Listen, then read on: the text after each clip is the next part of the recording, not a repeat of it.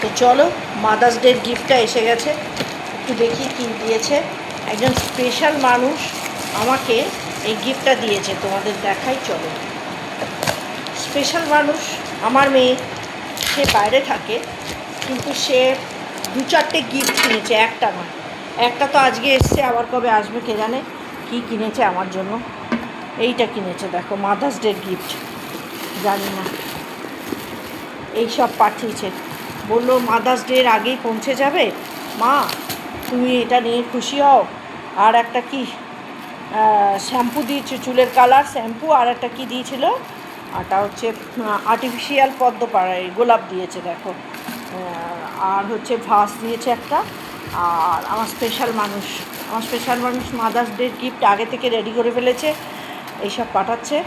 আর একটা কি জুতো মুতো দিয়েছে, সেটাও আসবে, তোমাদের দেখাবো। এই এলো অ্যামাজনে।